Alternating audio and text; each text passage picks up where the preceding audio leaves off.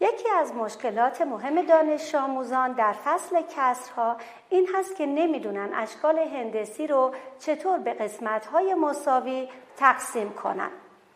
برای این روش خود کتاب در چند جا سعی کرده تقسیم بندی ها رو روی شکل‌های مختلف به دانش آموزان آموزش بده.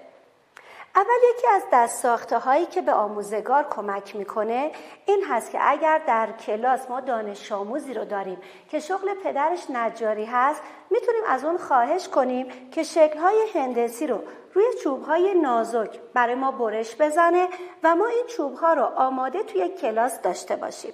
بذاریم روی تابلو و دور اون رو خط بکشیم و فعالیتی رو که مربوط به تقسیم بندی شکل‌ها یا نشون دادن کسرها هست روی اون نشون بدیم. الان اینجا ما مربع، دایره و مثلث متساوی الاضلاع رو میبینیم که روی چوب آماده هست. میتونیم اینا رو پای تابلو بذاریم، دورشون خط بکشیم و فعالیت مورد نظر رو انجام بدیم.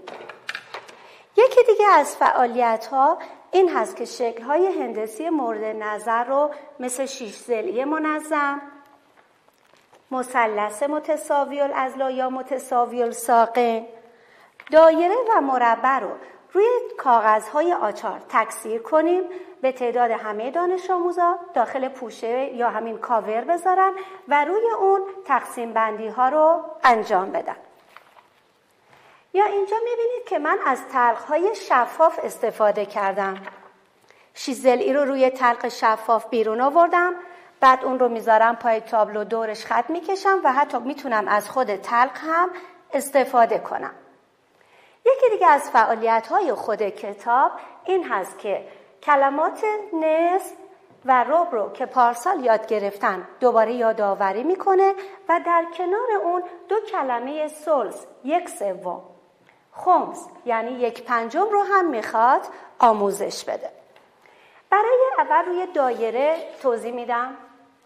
نصف یعنی یک دوم که دانش آموزا باید یاد بگیرن نقطه مرکز رو داشته باشن و از نقطه مرکز یکی از قطرها رو رسم کنن. حالا فرق نمیکنه این قطر به صورت عمودی، مورب یا افقی رسم بشه و یک دوم اون رو رنگ بزنم.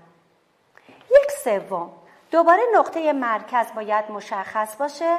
در دایره ها حواسمون به این نکته باید باشه که حتما نقطه مرکز باید مشخص باشه.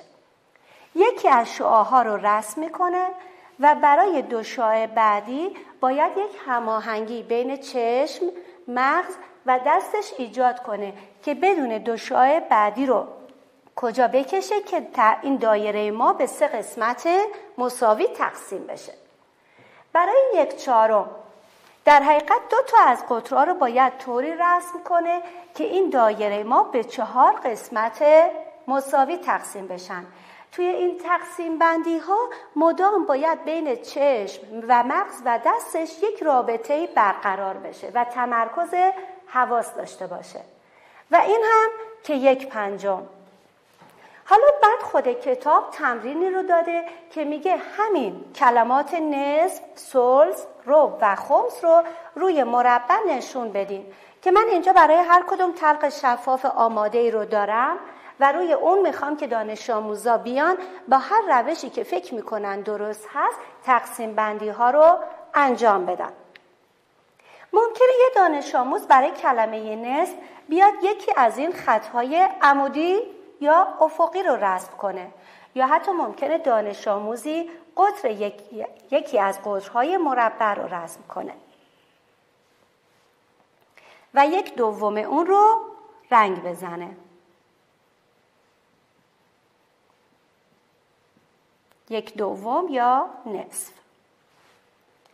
یک سوم ممکنه به صورت عمودی یا افقی این تقسیم بندی رو انجام بده. اول اندازه ضلع رو باید بگیره.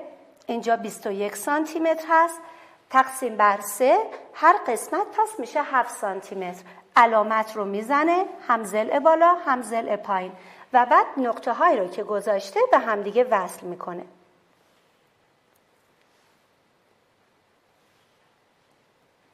و یک سوم شکل رو هاشور میزنه یا رنگ میزنه. 1/4 باز میتونه هر دو تا قطر مربع رو بکشه یا نه ضلع و اندازه میگیره به صورت عمودی یا افقی تقسیم بر 4 میکنه، علامت میزنه و قسمت‌های علامت زده رو به هم وصل میکنه.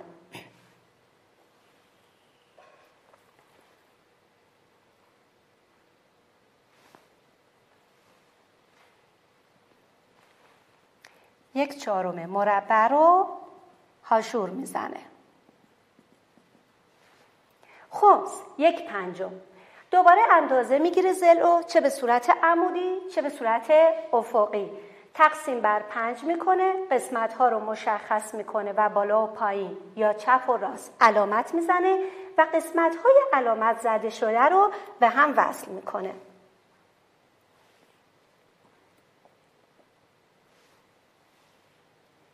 میدونیم که در تقسیم بندی ها اگر من شکلمو میخوام 5 قسمت مساوی کنم، دانش آموزا باید 4 تا خط بکشن که این بشه 5 قسمت مساوی و 1/5 اون رو هاشور میزنه.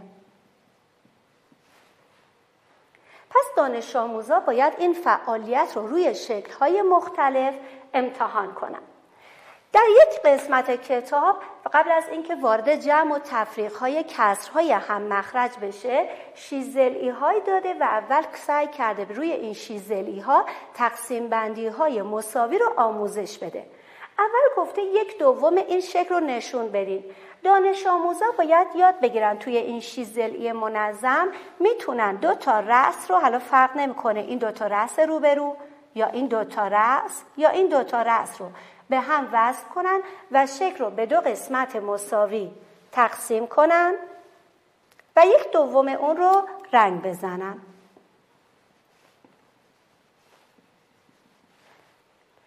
در 2 شکل بعدی گفته 1/3 و 1/6 شکل رو رنگ بزنید. برای 1/3 و 1/6 باید یاد بگیرن اول نقطه مرکز رو پیدا کنن، یعنی میتونن یکی از قطرها رو اندازه بگیرن و تقسیم بر 2 کنن. این میشه نقطه مرکز. بعد از نقطه مرکز به رأس وصل کنن. البته برای 3 قسمت رأس‌ها باید 1 در میون باشه، یعنی به یکی از رأس‌ها وصل میشه، رأس بعدی وصل نمیشه. دوباره رأس بعدی این از نقطه مرکز به اون وصل میشه و 1/3 اون رو هاشور میزنن. برای 1/6 دوباره اول نقطه مرکز رو مشخص میکنن. 6 تا رأس داره، پس از نقطه مرکز به هر 6 تا رأس وصل میکنن یا میتونیم بگیم قطرها رو کلاً میکشن.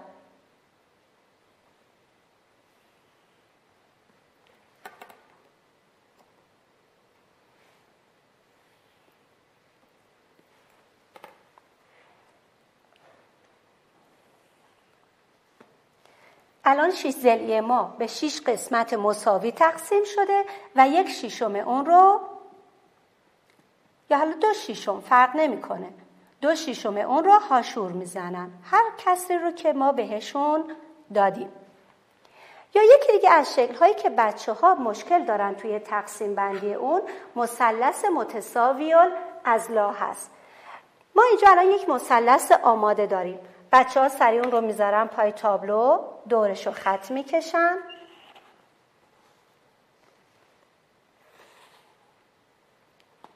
خیلی راحت تر از این هست که من بخوام با خطکش یه خطی رو یا یک شکل رو بکشم. بعد میاد روی هر 3 ضلع نقطه وسط رو مشخص میکنه. اینجا نقطه وسط 19 سانتی متر هست، میشه 9.5. این سمتم 9.5. ضلع پایینم 9.5. بعد این 3 تا نقطه وسط رو به هم وصل میکنم. الان مثلث من 4 قسمت مساوی شده که من میتونم هر کسری رو که دوست دارم به دانش آموزا بگم، مثل 1/4، 2/4، 3/4 یا حتی 4/4 اونو رنگ بزنم. ممکنه بگیم همین مثلث رو 3 قسمت مساوی به 3 قسمت مساوی تقسیم کنن. دوباره مثلث رو میذارن، دور اون خط میکشن،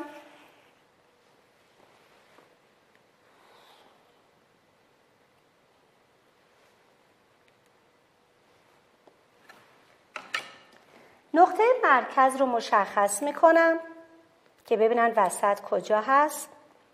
اینجا میشه نقطه مرکز اینجا. بعد از نقطه مرکز به هر 3 تا رأس وصل میکنم.